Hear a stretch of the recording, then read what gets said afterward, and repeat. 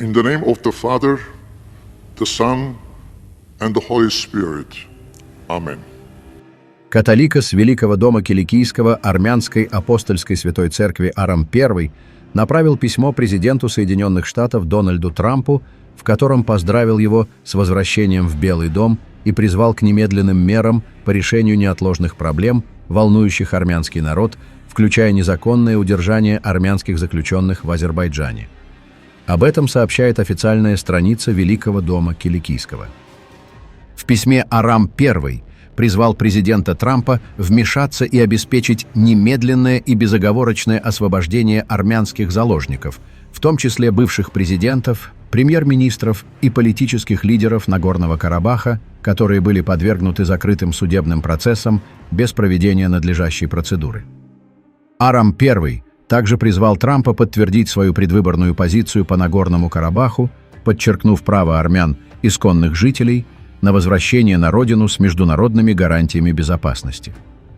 Кроме того, Католикос подчеркнул необходимость сильного лидерства США в обеспечении регионального мира, подчеркнув, что участие Трампа в этих вопросах укрепит его роль как глобального миротворца. Арам I также подчеркнул важность защиты интересов США в привлечении Азербайджана к ответственности за нарушение международного права, предупредив, что продолжающееся бездействие будет способствовать дальнейшей агрессии против армян. Он подчеркнул, что освобождение пленных и признание прав армян Арцаха являются крайне важными шагами для установления справедливого и прочного мира. Еще 1 ноября 2024 года тогда еще кандидат в президенты США Дональд Трамп позвонил Католикосу Араму I, выразив свою поддержку армянам Нагорного Карабаха, подтвердив их право на возвращение с гарантиями безопасности и осудив этнические чистки в Азербайджане.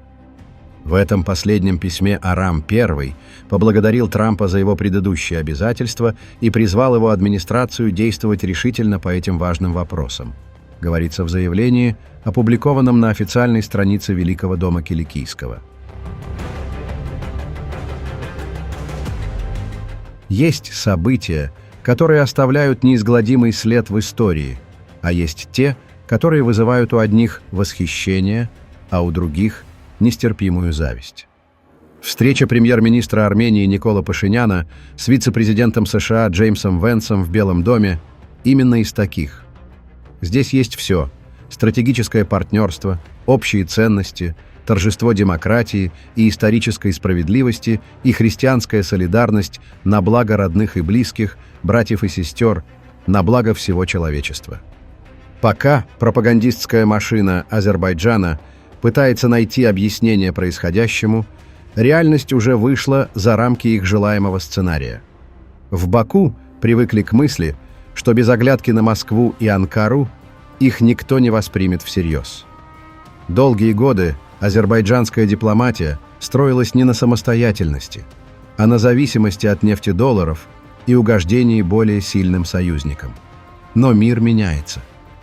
Сегодня Армения выстраивает новую реальность, где ее лидер спокойно заходит в Белый дом и ведет переговоры на равных с важными игроками глобальной политики.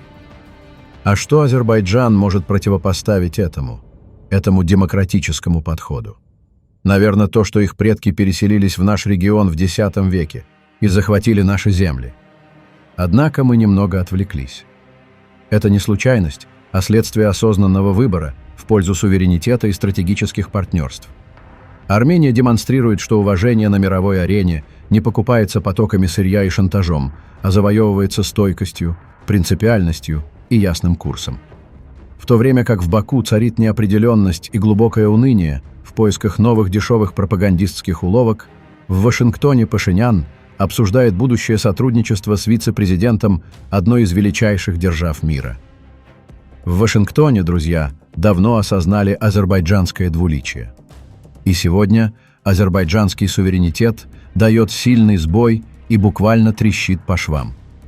Азербайджан фактически стал позором мировой дипломатии, отвергнутый всеми, изгнанный из Европы, незамечаемый в США, с обвинениями в военных преступлениях за плечами. Единственное, что связывает Азербайджан с внешним миром – – это ее бензоколонка.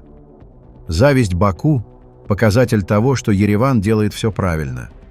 Когда соперник злобно наблюдает за успехами, это означает, что у него нет инструментов, чтобы их повторить. Новая реальность уже здесь, в вашем доме.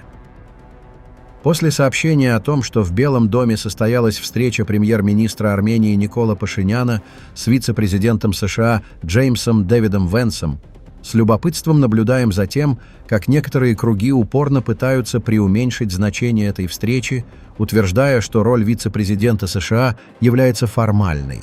Он не оказывает реального влияния на внешнюю политику, поэтому эта встреча не важна.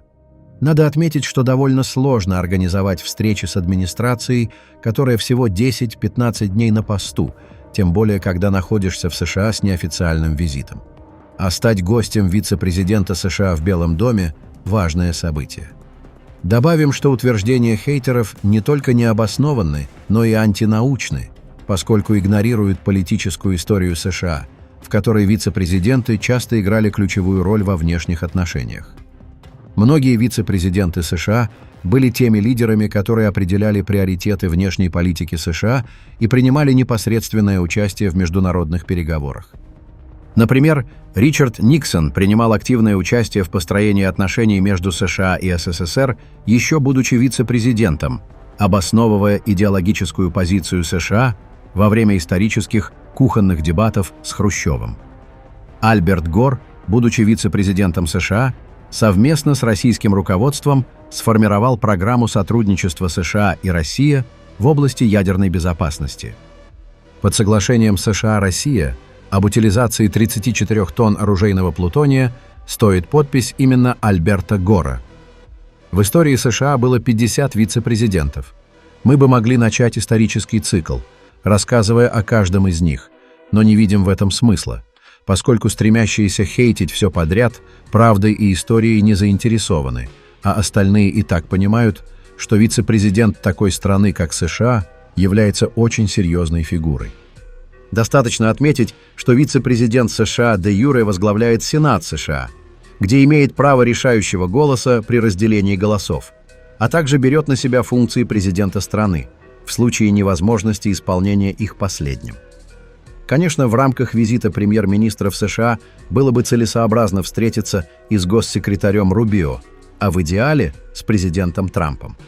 Однако встреча с вице-президентом Венсом также имеет важное значение для подтверждения новой администрации США актуальности соглашения о стратегическом партнерстве Армения-США.